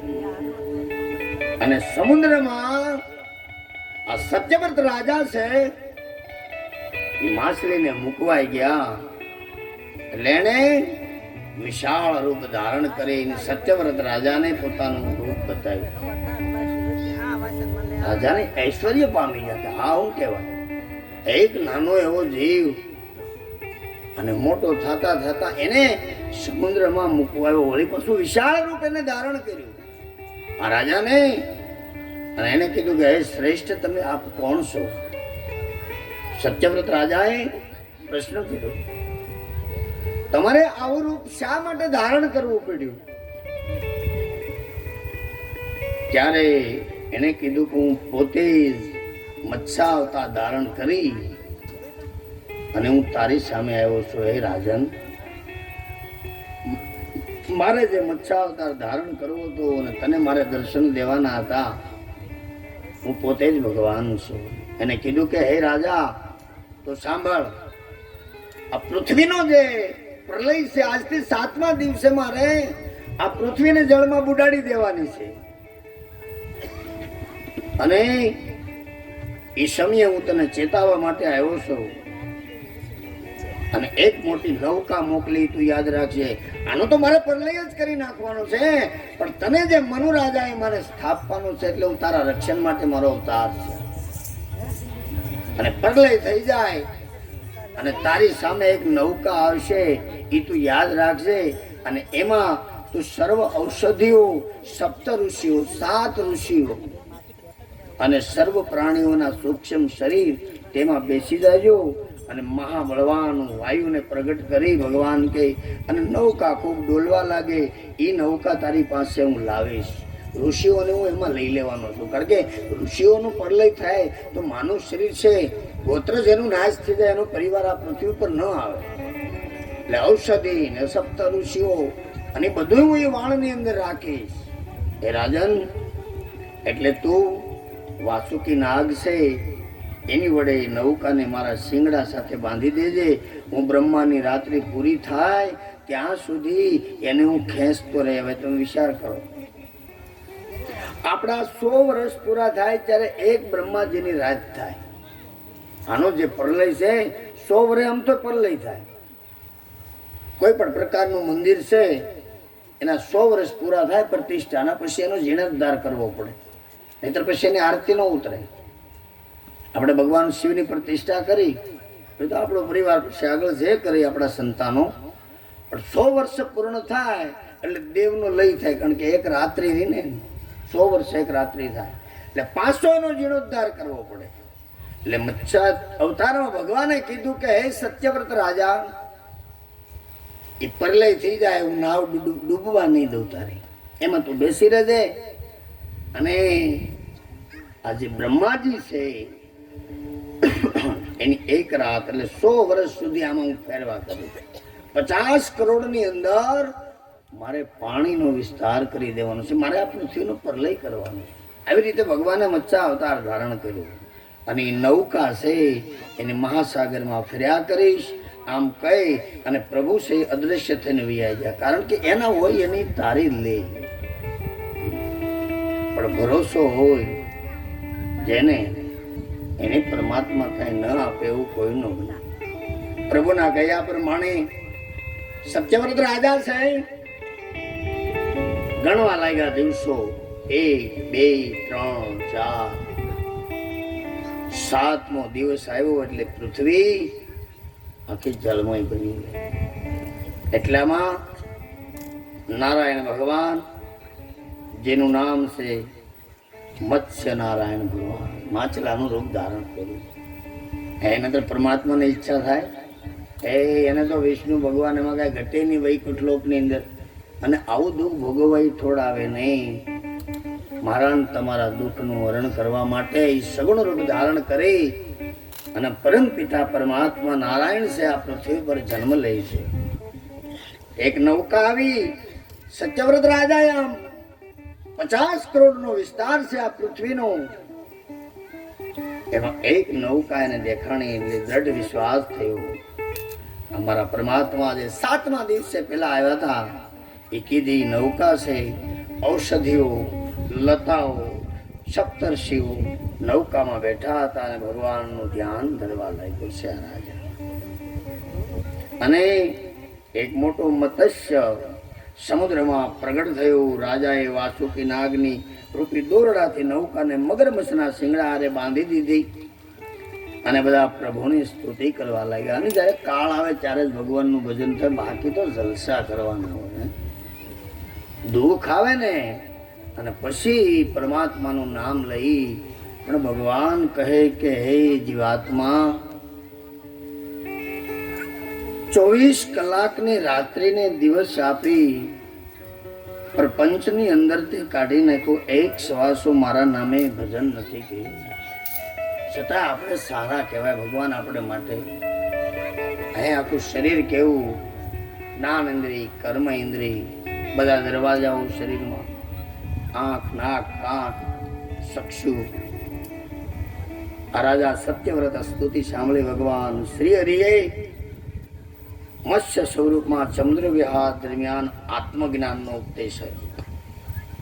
જેની પાસે આત્મ તત્વનો ઉપદેશ હોય, હરેક વખતે જન્મનો અવતાર ધારણ કરે તો પરમાત્માને એની સાથે રહેવું પડે. જો આ કથા જે કાંઈ તમને સમજવામાં આવે, કોઈ પુરાણો સમજવામાં આવે, વેદ કોઈ વાંચતું હોય એ તમને સમજવામાં આવે, શાસ્ત્રો સમજવામાં આવે, પણ અંત સમયે આત્મ તત્વનો ઉપદેશ આવે ત્યારે સમજી લેવું કે આ સૃષ્ટિની અંદર નિરંજન નિરાકાર પરમપિતા નારાયણ ભગવાન જો તો આત્મ તત્વ છે. એટલે આત્માનું રહસ્ય બતાવ્યું કે આ બધી મારી લીલા છે. અને આપણને દુઃખ થાય, નહીંતર હકીકતે આપણો જે જન્મ છે આપણે કર્મ લઈને જ આવ્યા છીએ, બીજું કાંઈ આપણી હારે નથી. પણ સંસારનું મને તમને કેટલું સુખ દુઃખ થાય, એ પ્રારબ્ધ કર્મ જે મારું તમારું પડ્યું રહેલું છે એનું કારણ છે. જો એ શૂન્ય હોય તો મને તમને એવો વિચાર ના. પરલય પૂરો થયો, મત્સ્ય અવતારધારી ભગવાને બ્રહ્માના વેદોનું હરણ કર્યું અને બ્રહ્માના વેદોનું હરણ કરીને ભાગતા હયગ્રીવ નામના રાક્ષસનો વધ કરી અને વેદો બ્રહ્માને પાછા આવ્યા. હયગ્રીવની કથા છે દેવી ભાગવતની અંદર બહુ સરસ છે. એક દાણ ભગવાન નારાયણ સમુદ્રની અંદર શેષ નારાયણની પથારી પર સૂતા હતા અને વિષ્ણુ ભગવાનના કાનમાંથી મધુ ને કૈટભ નામના 2 રાક્ષસો નીકળી ગયા. ભગવાન તો નિંદ્રાને આધીન હતા અને એને શરીર વધાર્યું. દરિયાની અંદર કોઈ પણ આવે એની સાથે બાંધવા સિવાય, યુદ્ધ કરવા સિવાય વાત નહીં. એમ કરતા કરતા ફરતા ફરતા પાછા પરમાત્મા પાસે આની સાથે યુદ્ધ કરે તો મધુ નામનો રાક્ષસ છે એ પોરો ખાઈ લે. કૈટબ નામનો રાક્ષસ આવે ભગવાને, એટલે ભગવાન કહે કે જો આની સાથે હું ન લડું તો હું ભગવાન નો કહેવાય. એટલે એવી ગુફા ભગવાને ગોતી, ધનુષની અણી ઉપર પોતાનું મસ્તક ટેકાવી અને ધ્યાન યોગમાં બેસી ગયા. વર્ષો જાજાવી. રમતું ને કૈટબ બે રાક્ષસો દરિયામાં ગોત્યા. આ ગયા ક્યાં કે હવે સમય જાતા જાતા ઇન્દ્રલોકની અંદર ઇન્દ્ર રાજાને ખબર પડી આ ગરીબની કથા આવી, એટલે હું તમને થોડીક કથા કહી દઉં. આની અંદર બધી સંક્ષેપ કથાઓ. આ કથા છે એ નોની કર્મની કથા છે, બ્રહ્મ તત્વની કથા છે. પણ મહાપુરુષો જે છે એના નામ ખાસ આ કથાની અંદર હોય છે. એની પૂર્ણ કથા નો હોય. પૂર્ણ કથા એને મેળવી તો પુરાણની અંદર બીજી હોય. ઇન્દ્ર રાજાને યજ્ઞ કરવો હતો, પણ વિષ્ણુ ભગવાન વૈકુંઠ લોકની અંદર બધા દેવતાઓ જ્યાં ત્યાં વિષ્ણુ ભગવાન એને ન મળ્યા. કારણ કે તો એક ગુફાની અંદર જઈ અને એ ભજન કરતા હતા. એટલે ઇન્દ્ર રાજાએ કીધું કે જે યજ્ઞની અંદર વિષ્ણુ ભગવાન ન હોય તો એમાં કઈ સંપત્તિ લક્ષ્મી મળે નહીં. એટલે ફરતા ફરતા ફરતા બધા દેવતાઓ છે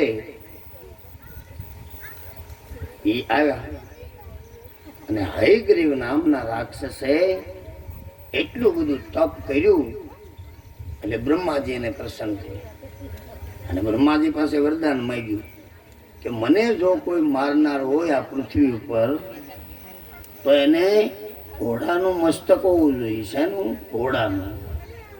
અને શરીર છે એ મનુષ્યનું.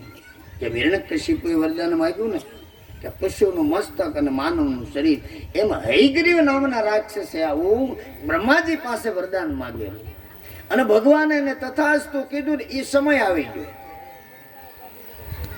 હવે આને નારાયણ સિવાય કોઈ કરી શકે ને. હવે ફરતા ફરતા દેવતાઓ આવ્યા અને એને ખબર પડી કે આ એક ગુફાની અંદર ભગવાન વિષ્ણુ છે ધ્યાન યોગની અંદર બેઠા. હવે ધ્યાન યોગમાં બેઠા એટલે બધા દેવતાઓ આવ્યા.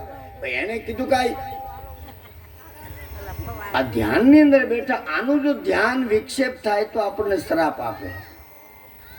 તો દેવતાઓએ કીધું કે તો હવે એનું શું કરવું? પછી એને એક વમરી નામનો કીડો બનાવ્યો. આ દેવી ભાગવતમાં કથા છે.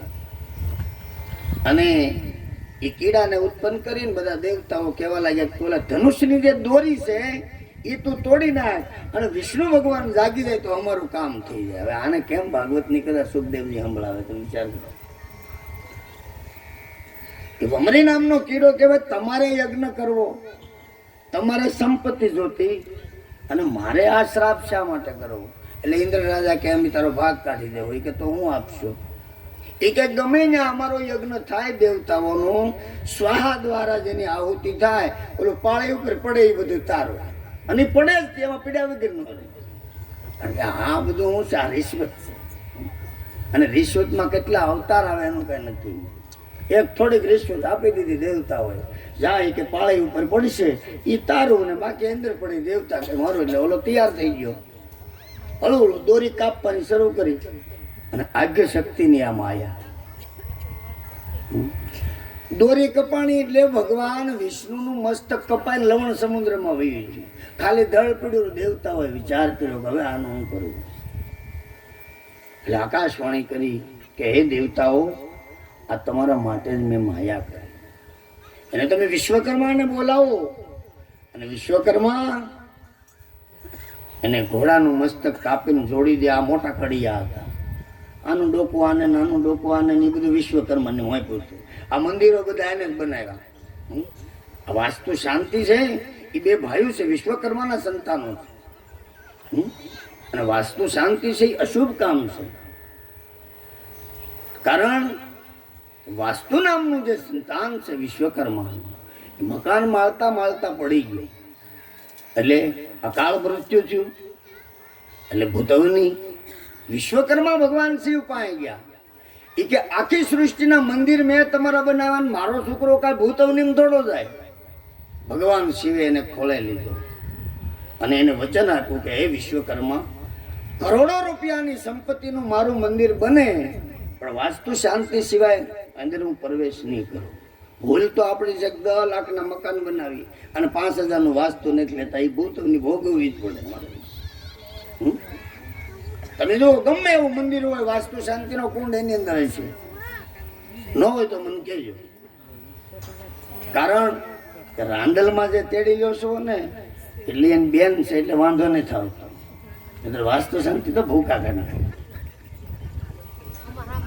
કારણ કે જે જીવાત્મા છે એને આત્મ શાંતિ ન મળે એ દુઃખદાયક થાય.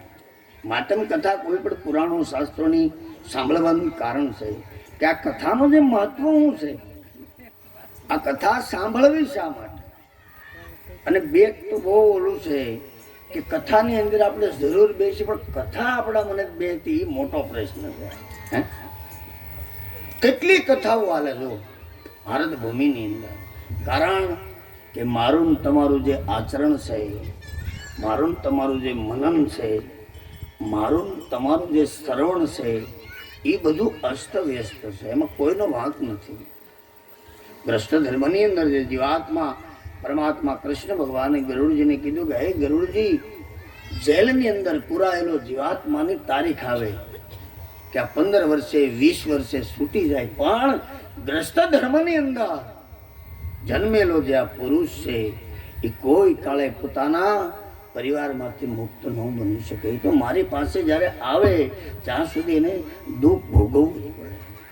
મચ્છાવતારની જે વાત છે એ ભગવાને કરી અને આત્મ તત્વનું જ્ઞાન આપ્યું.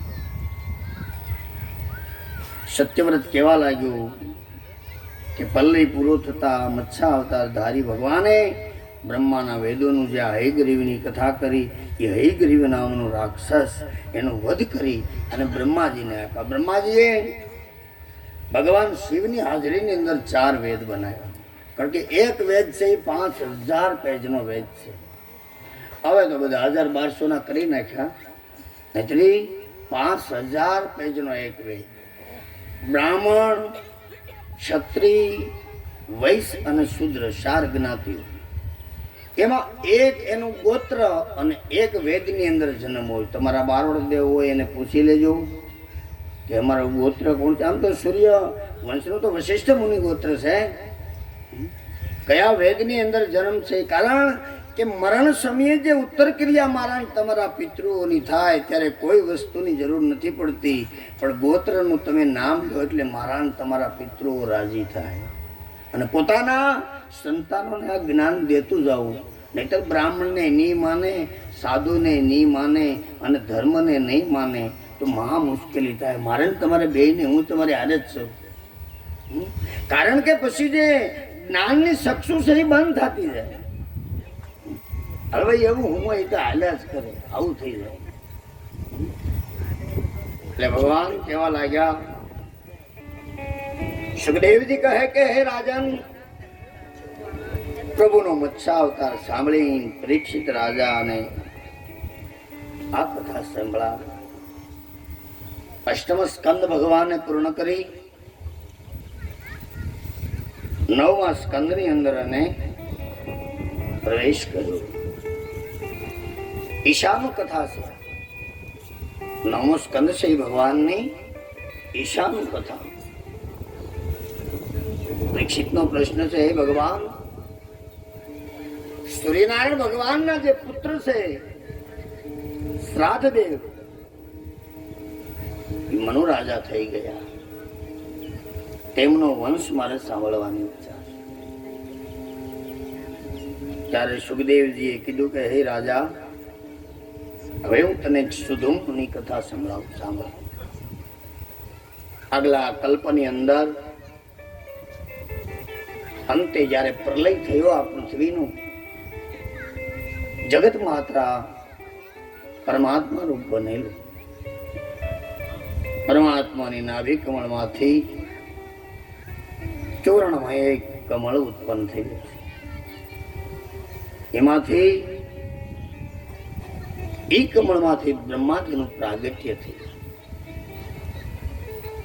અને બ્રહ્માજી જ્યારે ઉત્પન્ન થયા અને બ્રહ્માના મનથી મરીશ ઋષિ થયા. મરીશ ઋષિ પ્રથમ છે અને મરીશ ઉત્પન્ન થયા અને મરીશીથી કશ્યપ થયા અને કશ્યપ પ્રજાપતિ અદિતિ દેવો દીતિથી દૈતો બે બહેનો એકના ગર્ભથી દેવતાઓ જન્મ લીધો આ પૃથ્વી ઉપર અને એકના ગર્ભથી રાક્ષસો દાનવો ઉત્પન્ન થયા. વિસ્તાર કશ્યપ ઋષિનો જ છે, સમયનો દોષ છે.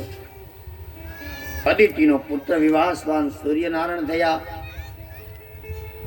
અને સંજ્ઞા નામની એક સ્ત્રી અને શ્રાદ્ધદેવ નામના મનુ રાજા થયા. આ સૂર્યવંશનો વિસ્તાર છે. અને આ મનુ રાજાને ગ્રસ્ત ધર્મની અંદર કોઈ વખત લાંબો સમય થયો, સંતાન પ્રાપ્તિનો યોગ ન થયો. હે રાજન, એટલે એને વરુણ દેવને બોલાયો. એના ગુરુજીને પૂછ્યું, મારે જ્યાં પુત્ર પ્રાપ્તિ થાય એવો કોઈ રસ્તો ખરો? કે જે વરુણ દેવ છે એનો તમે જો યજ્ઞ કરો અને વરુણ દેવ જો તમારી ઉપર પ્રસન્ન થાય તો તમને પુત્ર આપે. હવે એ વખતે મનુ રાજા અને એના ધર્મ પત્ની હાથક બેઠેલા. બ્રાહ્મણોને બોલાવ્યા. બ્રાહ્મણોને કીધું કે મારે યજ્ઞ કરવો છે, મારે ત્યાં પુત્ર પ્રાપ્તિ માટે. પણ હવે બન્યું એવું, માતાઓની ઈચ્છા દીકરીઓ ઉપર વધારે હોય. હવે મનુ રાજા ત્યાં ગયા અને બ્રાહ્મણો આવ્યા એટલે આ મનુ રાજાના પત્નીએ બ્રાહ્મણોને કીધું કે મારે અહીંયા પુત્રી થાય. સાંભળજો, ખાસ કથા, બહુ સાંભળવા જેવી કથા છે. એવી તમે આહુતિ આપજો. એ મનુ રાજાને ખબર નહીં. એની પત્નીએ કીધું મારે અહીંયા દીકરી થવી જોઈએ. મનુ રાજાએ એને ઘરે પુત્ર થાય એટલા માટે આ પુત્રેષ્ઠ યજ્ઞ કર્યો. અને બ્રાહ્મણો તો હું છે દક્ષિણા વધારે આપી જોતી એવા મંત્ર બોલવા મળે. મનુ રાજાની પત્નીએ આવું કીધું અને યજ્ઞ પૂર્ણ થયો અને મનુ રાજાને ઘરે દીકરીનો જન્મ થયો. મનુ રાજા વિચાર કરવા લાગ્યો, વરુણદેવનો પુત્રેષ્ઠી જે યજ્ઞ કર્યો, મારે ત્યાં પુત્ર થવો જોઈએ. એને બદલે આ ઈલા નામની પુત્રી થઈ. આનું કારણ ગુરુની આગળ એને ફરિયાદ કરી. વશિષ્ઠ મુનિ પાસે ગયા. એટલે વશિષ્ઠ મુનિ કહે કે આમાં તમારા પત્નીનો વાંક છે. પુત્ર પ્રાપ્તિ માટેની જે આહુતિ છે એની જગ્યાએ પુત્રી પ્રાપ્તિની આહુતિ તમારા ધર્મપત્નીના કહેવાથી દેવાય છે. પણ હવે વાંધો નહીં છે છું. વશિષ્ઠ મુનિ કે આને હું છોકરો બનાવી દઉં, તાર દીકરાની જરૂર છે ને, કારણ કે એ તો મહાપુરુષો હતા. એટલે એને ઈલા નામની જે દીકરી થઈ એને એની પોતાની શક્તિથી દીકરો બનાવી દીધો. એનું નામ પાડવામાં આવ્યું છે સુધુમનું. પછી તો જે પુત્રી હતી એનું નામ ઈલા હતું, પણ પછી તો દીકરો બનાવી દીધો શક્તિથી, વિદ્યાથી. અને પછી એનો ગ્રસ્ત ધર્મ હાલવા લાગ્યો. પણ કર્મે લખ્યું કીર્તારી સઠીના સુખે નહીં. હુનાર કરો જા આખરના ઓઢા હલા. હવે આ સુધુમનું છે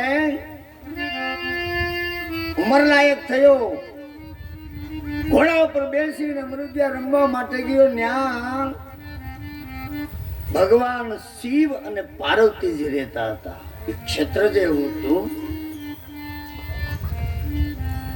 હવે એમાં ઘણા સમય પહેલા કોઈ ઋષિ મુનિઓ આ ભગવાન શિવ અને પાર્વતીના દર્શન કરવા ગયા.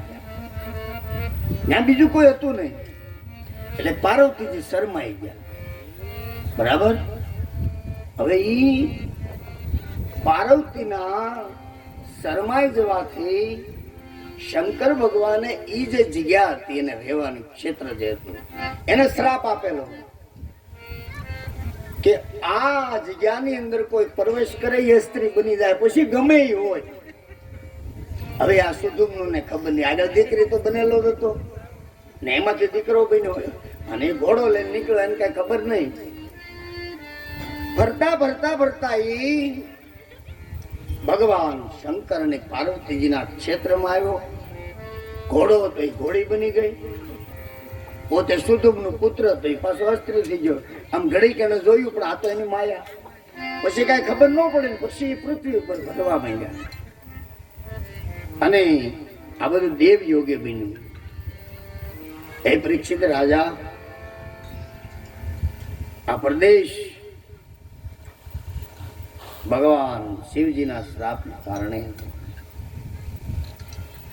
અને પેલી સ્ત્રી છે એ સુધુમનું હતું અને એમાંથી સ્ત્રી રૂપ ધારણ કરીને એક વનથી બીજે વન, ઓલા વનથી ઓલા વન.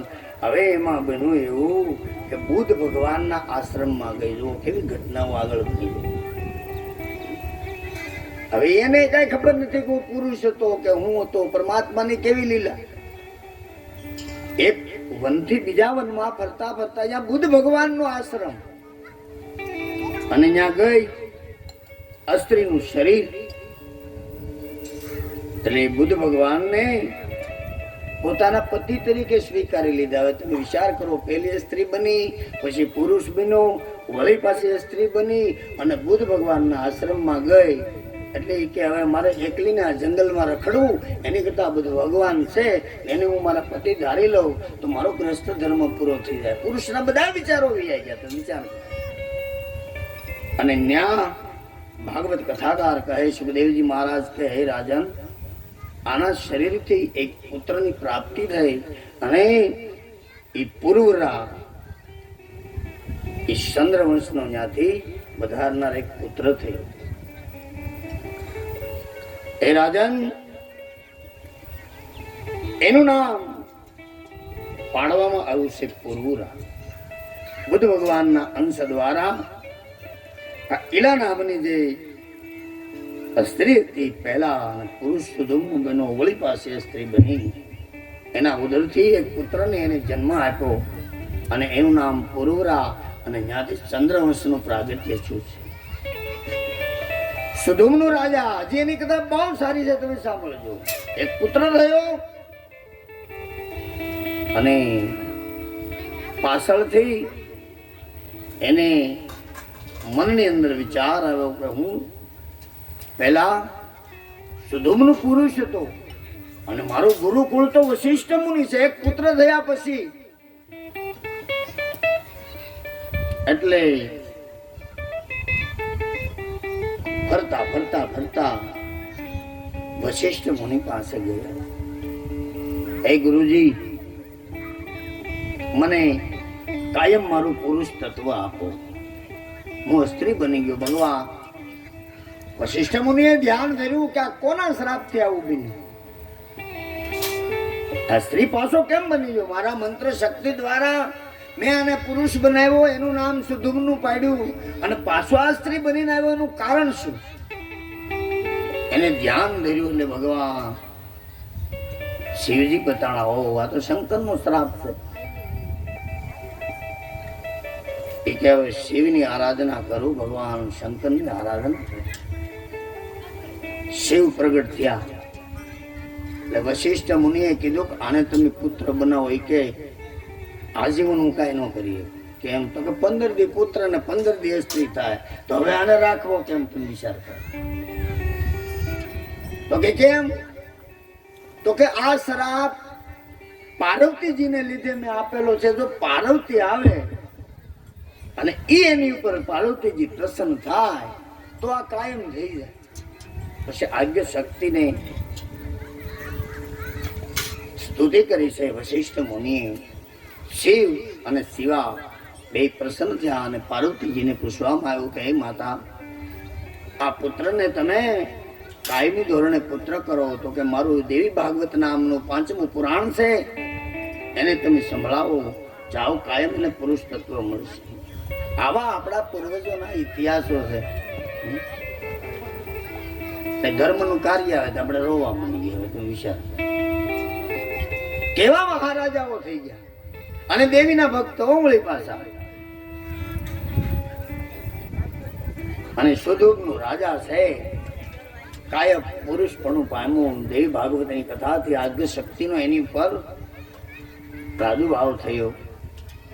પછી ભગવાન શંકરે અને પાર્વતીજી આશીર્વાદ આપ્યા અને વળી પાછું એને રાજ આપવામાં આવ્યું. સત્યવ્રતનું અલા મનુ રાજાનું પાછું રાજ્ય આપવામાં આવ્યું.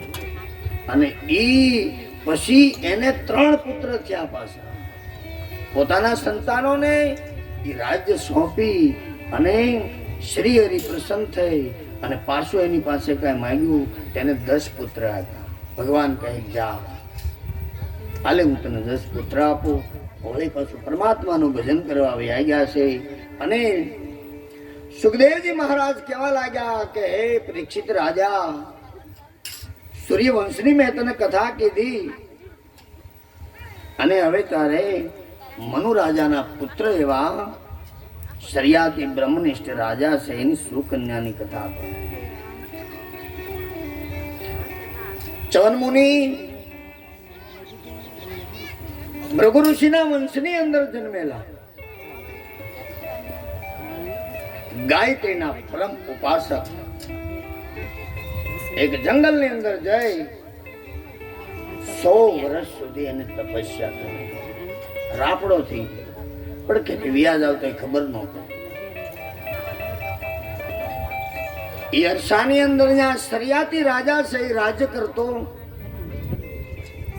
આ શરિયાતી રાજાને 4000 સ્ત્રી અને એક જ 4000 સ્ત્રીમાં એક જ દીકરી અને એનું નામ સુકન્યા હતું.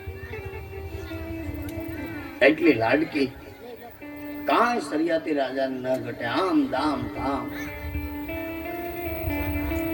એક વખત એની પત્નીએ કીધું કે હે રાજન, આપણી પડખે એવું જંગલ છે, ત્યાં સરોવર છે, અમને આ બધાને હાથી ઘોડા પાયદળ સૈનિકો સ્નાન કરવા માટે તમે લઈ જાઓ. શરિયાતી રાજાને એની પત્નીએ કીધું. એટલે શરિયાતી રાજા છે એ પોતાના પરિવારને લઈ બપોરના મધ્યસ્થ સમયે આખા પરિવારને લઈને ગયો. હવે એ જંગલની અંદર ભૃગુ ઋષિના વંશની અંદર આ સ્વન મુનિ 100 વર્ષની ઉંમર, વૃદ્ધાવસ્થા થઈ ગઈ, માથે રાફડો થઈ ગયો, એની માથે વેલું ઉગ્યું, એની માથે ઘણું ઘાસ, એની અંદર આ ઋષિ તપ કરે. શરિયાતી રાજાને ખબર સ્વનમુનિ વંશના આ ભૃગુ ઋષિના વંશમાં સ્વનમુનિ સહિત તપ કરે, પણ એના પરિવારને કોઈને ખબર નહીં. સુકન્યા એટલી બધી સંસળ 4000 રાણીઓને લઈ, ઘોડા પાયદળ હાથી, પોતાના બધા પરિવારોને લઈ અને આ રાજા જંગલમાં આવ્યો. હવોને લીધે કોઈ ઓલામાં સ્નાન કરે, કોઈ વૃક્ષની નીચે બેસે, આનંદ કરતા કરતા સમય થઈ ગયો. પણ આ એની જે પુત્રી છે સુકન્યા, એ બહુ સંચળ, ફરતા ફરતા ફરતા ફરતા આજે સનમુનિ જે તપ કરતા હતા એ રાફડા પાસે આવ્યા. રાફડાની અંદર એક છિદ્ર હતું. છિદ્રમાંથી આ સુકન્યાએ પ્રકાશ જોયો.